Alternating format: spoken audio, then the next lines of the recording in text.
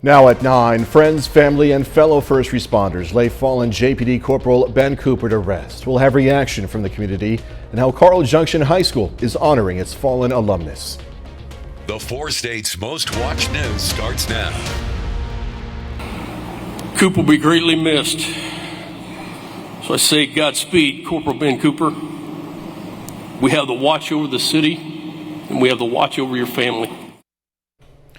Honors for a husband, a father, a hero. A funeral service at Missouri Southern's Leggett and Platt Center this afternoon paid tribute to fallen Joplin police officer Corporal Ben Cooper, who gave his life in the line of duty 1 week ago. Thank you for joining us tonight. I'm Jordan Abbey. Mourners included the family, fellow first responders from around the region and the nation, and the entire 4-state community, many of whom gathered for a procession that followed the indoor service. KOAM's Chris Warner has more.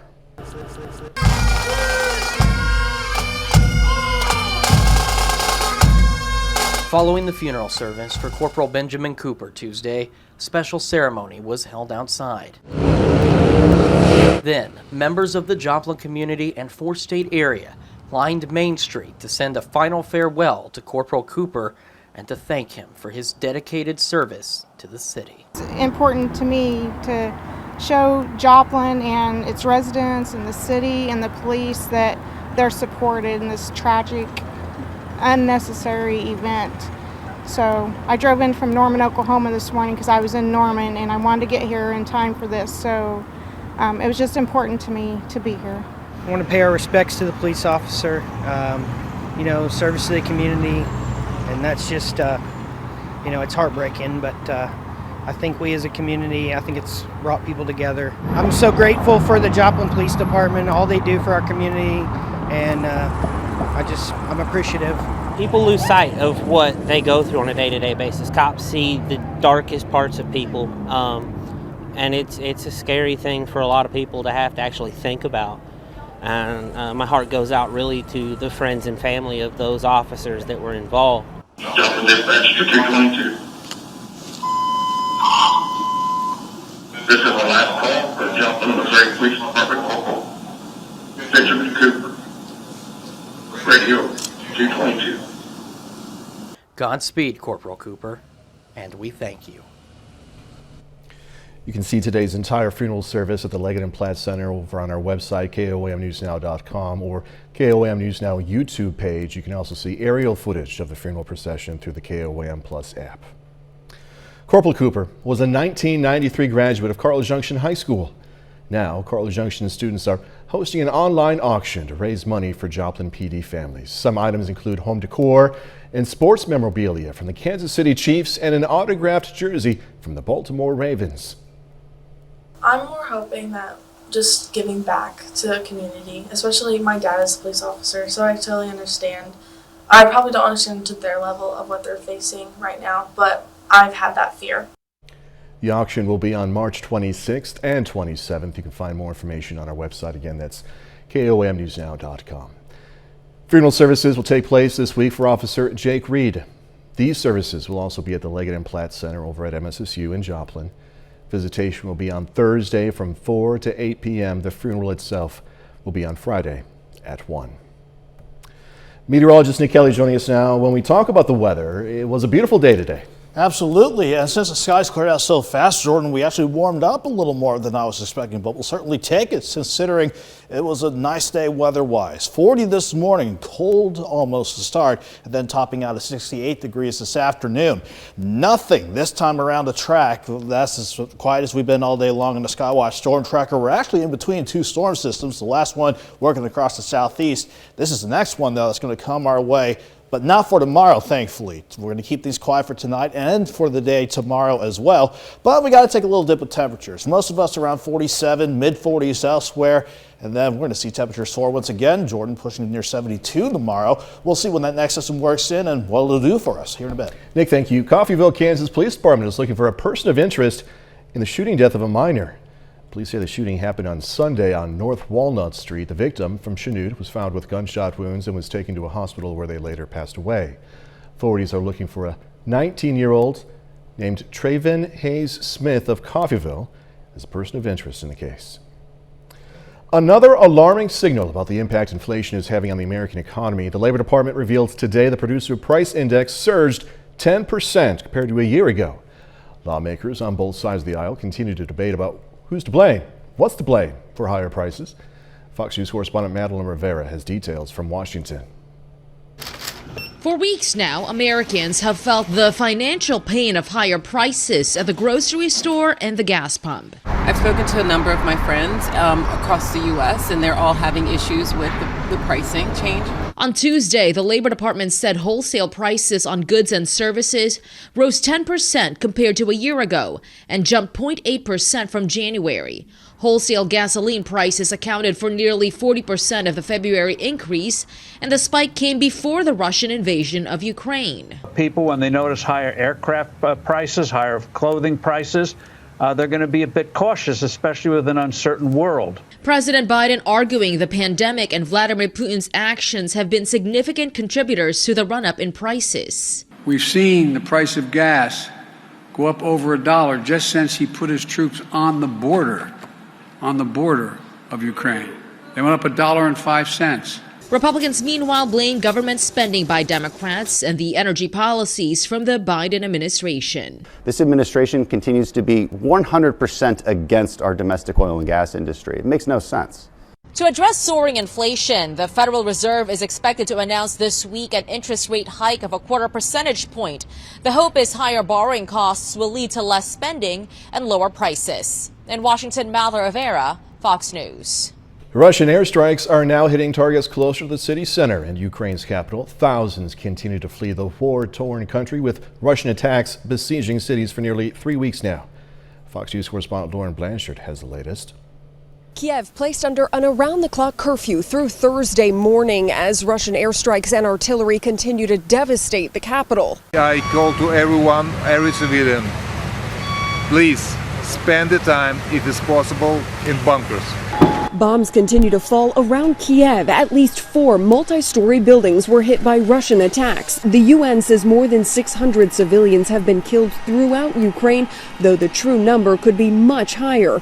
Kiev's mayor called on men of fighting age to return to the capital and says Ukrainians are prepared to defend the city until it falls. We're fighting right now, not just for our country. We're fighting all together for our values, our principles. The Ukrainian president told members of an EU task force that he no longer expects to be able to join NATO, but is still looking for any help he can get, like weapons and fighter jets, and stronger economic sanctions on Russia. Acknowledge Russia as a rogue state, and there has to be a trade embargo with Russia. Ukrainian President Volodymyr Zelensky will address Congress on Wednesday, seeking more assistance from the U.S. Ukraine's former leader is warning Western countries not to try to negotiate with the Kremlin. And if we will be strong and united, we stop Putin. If you find out a compromise with Putin, Putin go further. New evacuation efforts are underway throughout Ukraine. More than 3 million refugees have fled since the war began. In Poland, Lauren Blanchard, Fox News. KOAM News at 9 on Fox 14 takes its time now to honor another four-state hero. Raj Switlik has served in the U.S. Army, spending time in Southwest Asia, also Iraq. He's won several awards. We are proud to thank Lieutenant Colonel Raj Switlik, native of Parsons, Kansas, by the way. He's tonight's four-state hero. Nick Kelly's next with a complete look at the forecast, and a bit later, Crowder softball trying to push their winning streak to 18 games in a doubleheader against Fort Scott. Gonna have those highlights, of course, in sports.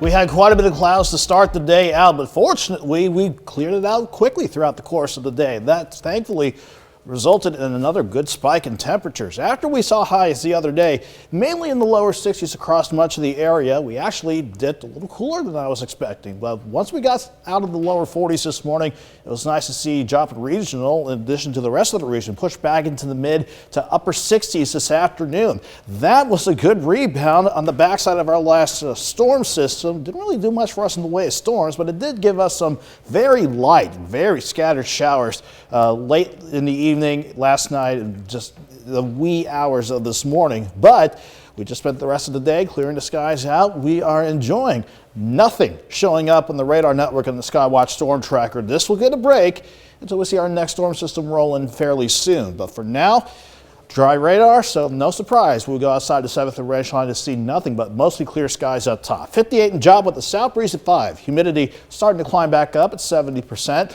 Much of the area is turning a bit chilly once again. We have some lower 50s on the board like Parsons at 50, 52 in Chanute, 51 in Fredonia.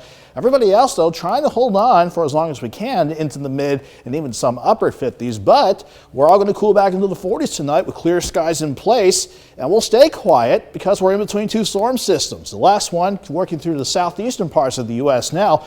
And our next system will be the cold front coming out of the Pacific Northwest.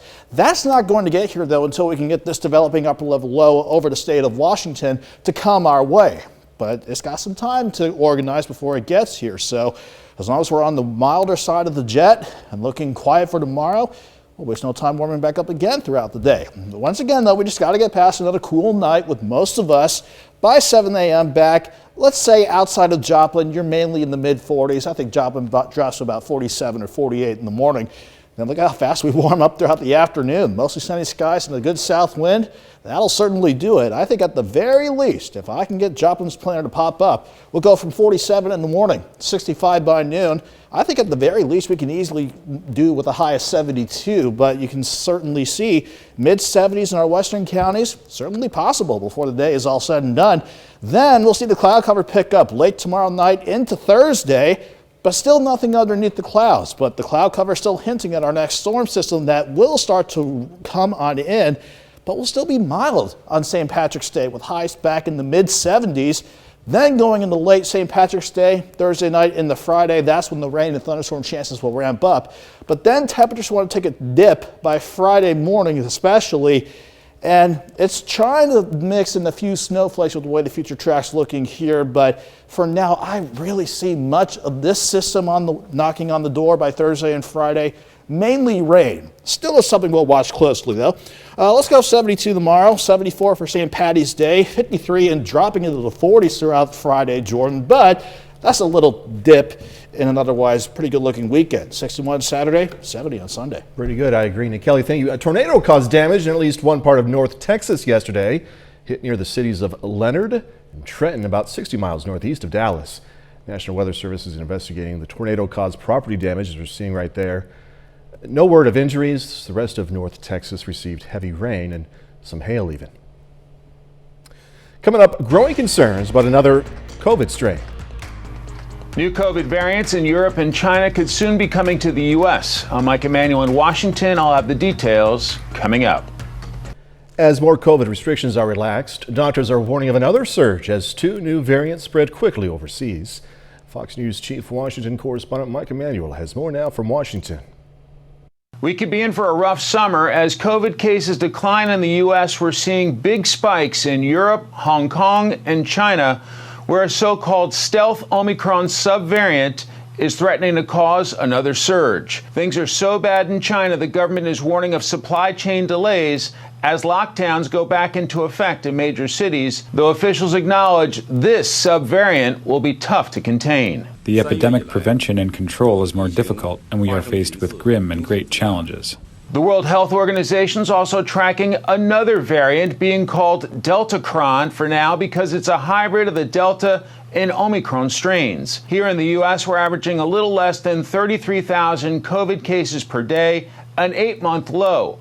But some health officials are warning continuing to lift restrictions as these new variants spread is likely to cause another surge. We're seeing a surge in China. We're seeing a surge in Europe. So it is going to happen here, especially as we reduce a lot of our risk mitigation. And on Tuesday, the White House told Congress more money needs to be appropriated for COVID response, warning, quote, failure to fund these efforts now will have severe consequences as we will not be equipped to deal with a future surge. With cases rising abroad, scientific and medical experts have been clear that in the next couple of months, there could be increasing cases of COVID-19. We need funding now, so we're prepared for whatever comes. The administration says without more funding, it won't be able to guarantee all Americans a free booster shot. In Washington, Mike Emanuel, Fox News. Still ahead, one more possible crisis because of that war in Ukraine. The Russian invasion of Ukraine is triggering a humanitarian crisis. I'm Jackie Ibanez with a look at the growing concerns over human trafficking as millions of refugees evacuate war zones. That's straight ahead. The mass exodus of refugees escaping Russian forces invading Ukraine is causing some serious concerns for humanitarian organizations, warning that human traffickers take advantage of the millions of women and children seeking shelter abroad, offering them free food, clothes, shelter, only to kidnap them. Fox News correspondent Jackie Ibanez reports. They trek through snow, dirt, and mud. Others march along highways or try cramming into crowded buses and trains. Some don't know where they are heading, they just know they need to get out. It's all the result of the Russian invasion of Ukraine, which the United Nations says has already caused more than 2.8 million Ukrainian refugees to leave their homeland. The risks for other people that can capitalize on the pain of these families is very high. But as thousands more continue seeking safety in neighboring countries like Poland, Hungary, Romania, and others, humanitarian agencies say they must prevent victims of war from becoming victims of human trafficking. They can offer us help for free to reach any country, to have an apartment. Volunteers say all it takes is for someone to put their trust in the wrong person for them to be sold as sex workers or forced laborers. We found three men that was trying to get a bunch of women into a van. When we approached them, they got nervous and they just left immediately. And data from the European Union found worldwide human trafficking to be a $32 billion industry in 2020. But with all the fears, some refugees say they have few options. Government agencies in Germany are warning Ukrainians not to accept free help from strangers upon arrival and telling German citizens looking to help to register on official websites to prevent any crimes. Jackie Ibanez, Fox News. So, quite the find while reconstructing the Notre Dame Cathedral, something that could date back to the 14th century. Gonna have more on this. Archaeologists at Paris's Notre Dame Cathedral unearthed a lead sarcophagus right there and other fragments, offering a rare insight into the history of the cathedral. Solid history, too. The find is being described as spectacular. Archaeologists believe it belongs to a high dignitary and could date back to the 14th century. Notre Dame commissioned the excavation inside the church as a precautionary measure ahead of the installation of scaffolding needed to restore the wooden roof ridge. The cathedral is currently under reconstruction, as many of us remember, after a fire nearly destroyed the building back in 2019. All right, are CDs making a comeback? The Recording Industry Association of America says physical CD sales grew by more than $100 million from 2020 to 2021. This increase still does not match the numbers hit during their prime in 2000, but could point towards a shift in the industry, with music aficionados looking for ways to directly support artists. Meanwhile, vinyl sales have been steadily rising throughout the years, with record sales bringing in $1 billion in revenue in 2021. Sales from streaming services, both with paid and ad-supported subscriptions, still make up the majority of the RIAA's revenue. Back to the 90s, baby, and 60s, right? 30 more minutes, news, weather, and sports coming away. Going to hear about a unique opportunity for junior high and high school students to volunteer throughout Pittsburgh. Investigators will release new information about a suspected serial killer accused of targeting and murdering homeless people in 2 major cities. I'm Alexis McAdams. I'll have details coming up next. Pittsburgh Public Library is giving local teens a chance to help out in their community. The library is hosting Volunteens. It's an event open to junior high and high school students looking to get some volunteer hours on their schedules.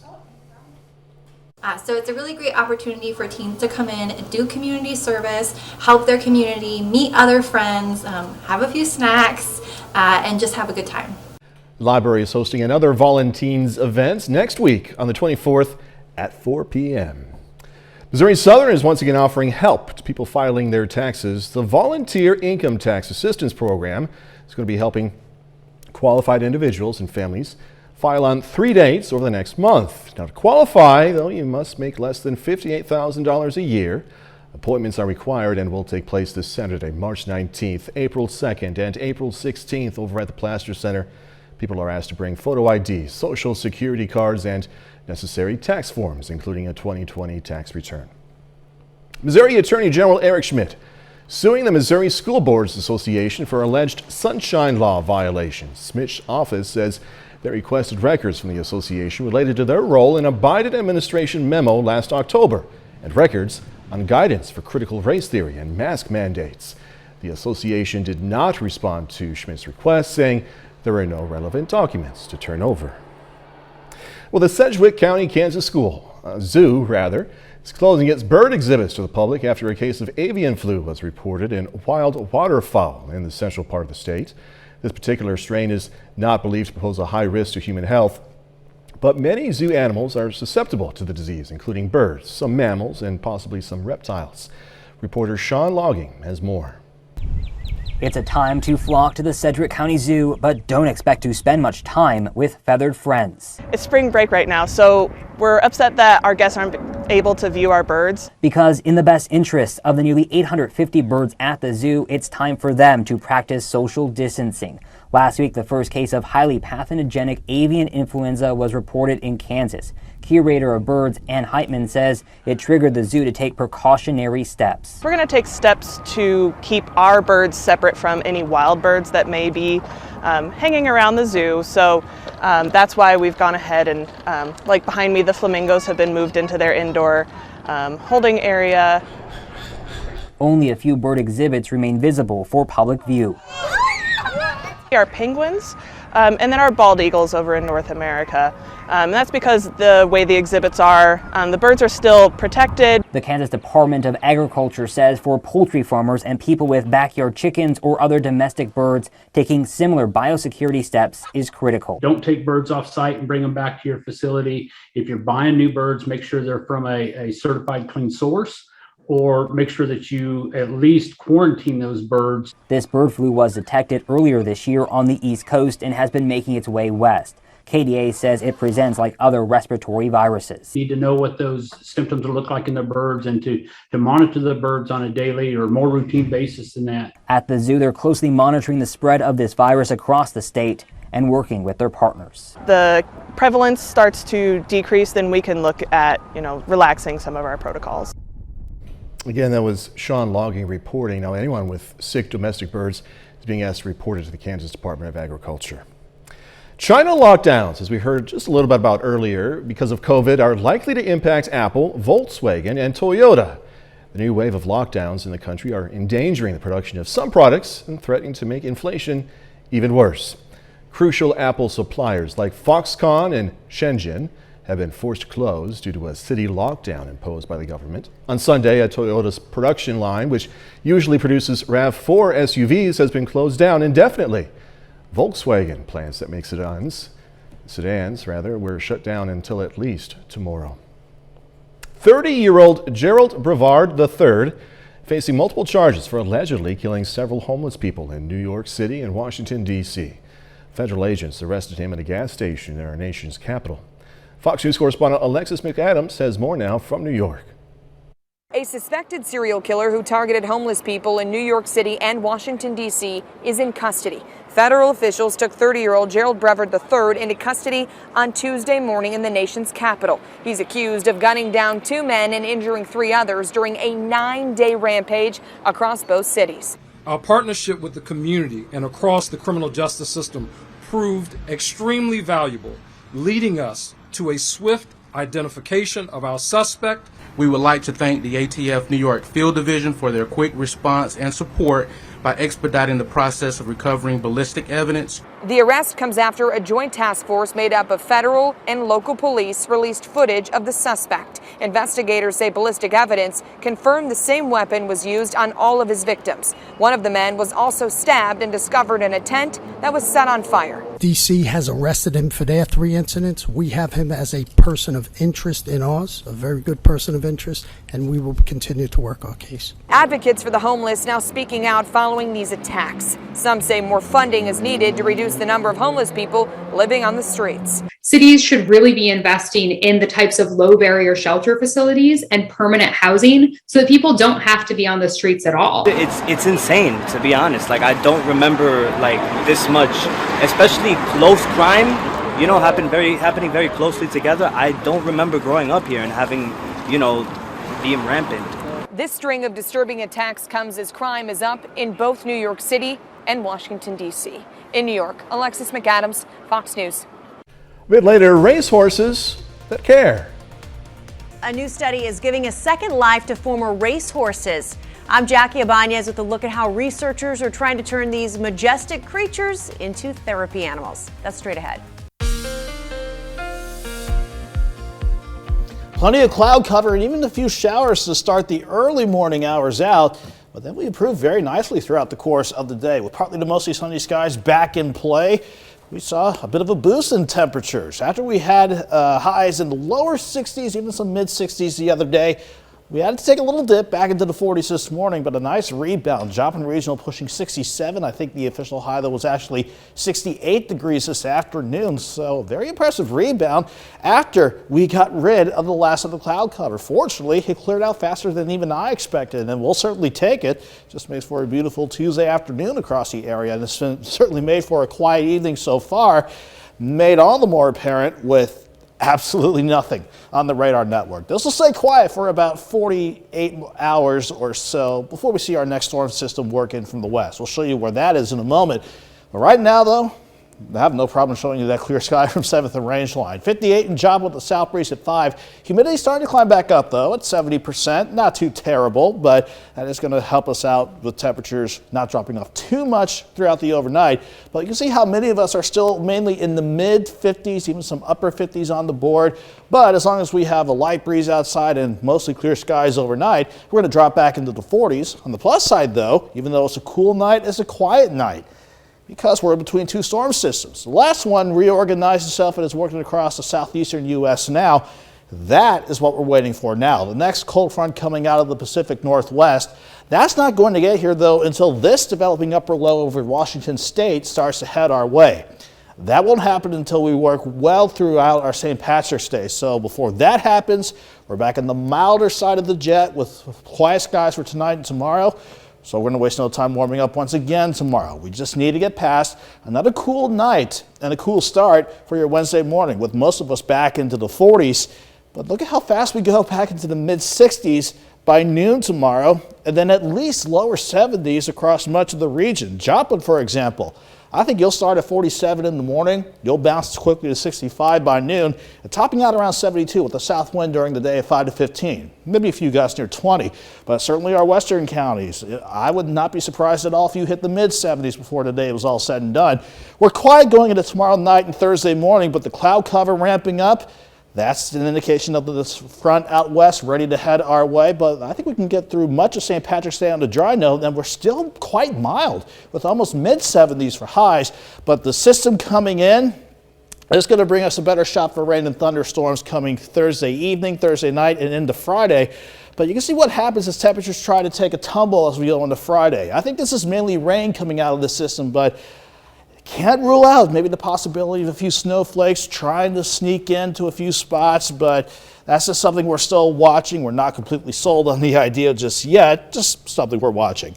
Let's go 72 tomorrow, 74 Wednesday, 53 and dropping throughout the day on Friday, Jordan, but that's just a minor hiccup before we go back to 61 on Saturday, 70 on Sunday, storms again on Monday. Yeah, again, overall, no complaints, Nick Kelly. Not at all. No complaints. Thank you so much. All right, coming up in sports, Crowder softball trying to stay rolling with a home doubleheader against Fort Scott. Plus, conference recognition for Pitt State's Jordan Maxson after a big weekend against Northwest Missouri. Jacob Leonard has that and more next.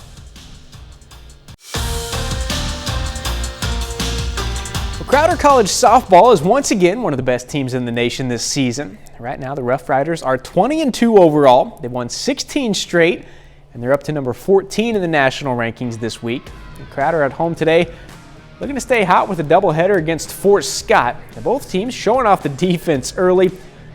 Former McDonald County Mustang Rita Santillan starts the double play for Crowder there. Then in the third, Madison Lee at short. Check out the diving grab for Fort Scott. This game scoreless until the fifth. In the 5th, Greyhounds strike first. Ivory Reitner fights it off to short. The throw to first gets away. Alexis McGranahan scores all the way from first. Fort Scott goes up 1-0, but big response from Crowder in the bottom half. Second and third for Courtney Story. Finds the gap in left. Both runners score to give the Riders their first lead. Later in the same inning, bases loaded for Nia Cox. She pulls it into the left field corner. That clears the bases. 8 runs in the 5th for Crowder. They take game 1 over Fort Scott 9-5. Game 2, Crowder looking for the doubleheader sweep, and they get it, beating the Greyhounds 9-1. Crowder is now 22-2 overall and has won 18 straight games. The Missouri Southern Lions have won 4 games in a row. The Lions just finished off a 3-game sweep on the road over Central Oklahoma last night. Now tonight, right back on the field in Claremore, Oklahoma, facing Rogers State, and that one is final. It was a bit of a heartbreaker. Lions fall on a 10th inning walk-off home run, 9-7. Tragan Parker and Ryan Doran each hit home runs for Missouri Southern. Lions are back in action on Friday, kicking off a home series against Washburn. Pitt State's Jordan Maxson has been named the MIAA Hitter of the Week. He was a monster for the Gorillas on Saturday and Sunday against Northwest Missouri. In those 2 wins, he hit .625 with 4 home runs and 8 RBIs. Maxson is hitting .444 on the season, which is second in the MIAA, and has 8 home runs on the year. Now here he is on his big weekend against Northwest. Lately, I've just been kind of seeing the ball well and putting really good swings on some good pitches that I'm looking for. So throughout the weekend, the day before, I thought that they were throwing me kind of the same as like the day before, so I was kind of sitting on the same pitches. And when it came time to swing, I just tried to swing really hard and put a good swing on it. So well, he's been unbelievable for us. As hot a hitter as I've ever had, in a stretch. So, he just feels good about himself every time he walks in the box, and he's not trying to make adjustments to pulling the baseball or hitting the other way. He's doing what he does right, and he's been getting away with it. So hopefully he can continue to roll. Finally, Frank Clark is coming back to Kansas City. Clark and the Chiefs have agreed to a restructured contract for 2 years, up to $36 million. The defensive end had 4.5 sacks and 2 forced fumbles in 14 games for the Chiefs last season. Clark is just 28 years old and is a 3-time NFL Pro Bowl selection. And that's it for sports. We're back with more news after this. A group of researchers are on a mission to retrain racehorses, taking the former track stars and transforming them into therapy animals for veterans, people with disabilities, and those with mental illnesses. Fox News correspondent Jackie Bonds has more on the challenges and progress being made to help give these creatures a new life and purpose.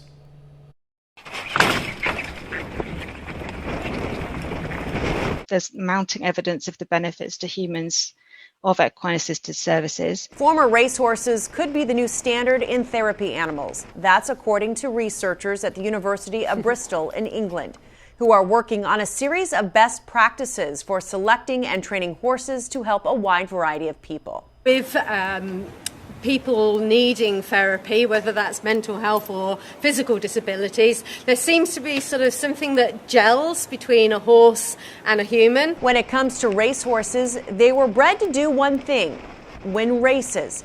So after they're retired, researchers say they not only need to be trained on how to function as standard barn animals, but also learn how to interact with and assist everyday people.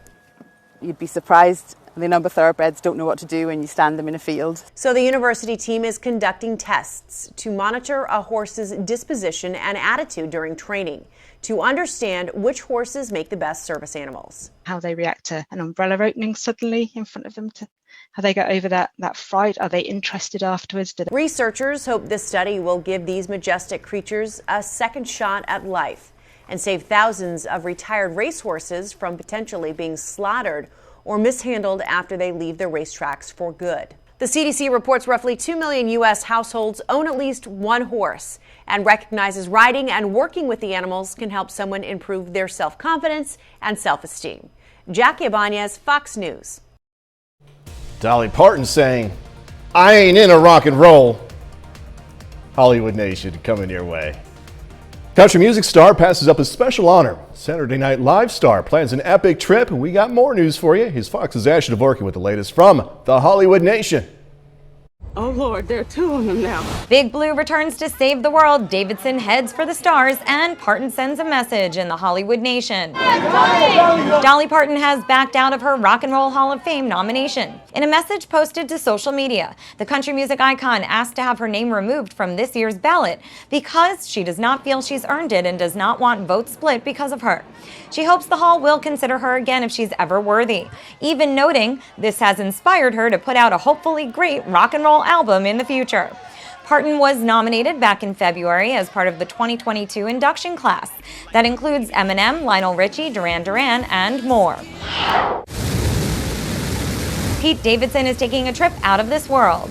The Saturday Night Live star is the latest celebrity to travel to space on Jeff Bezos' Blue Origin New Shepard rocket. Davidson will be among a group of 6 passengers on board the flight launching March 23rd. We need to get it back or the world is doomed. In today's First Looks, Paramount Pictures dropped the final trailer to Sonic the Hedgehog 2. The preview features Ben Schwartz returning as the voice of Big Blue, James Marsden as Tom, and Jim Carrey as Dr. Robotnik. The Blue Speed Demon will team up with his sidekick Tails to stop Dr. Robotnik and his new partner Knuckles, voiced by Idris Elba, from getting a hold of an emerald that has the power to destroy civilizations. Bad time to say this, but I don't actually have a plan. In Hollywood, Ashley Dvorkin, Fox News. And that's our time for tonight. Thanks so much for joining us. Going to leave you tonight with pictures of emergency workers who are part of Joplin's Wall of Honor inside the Joplin Police Department. An honor that now includes Corporal Ben Cooper and Officer Jake Reed. Be safe. Do this all again tomorrow. See you then.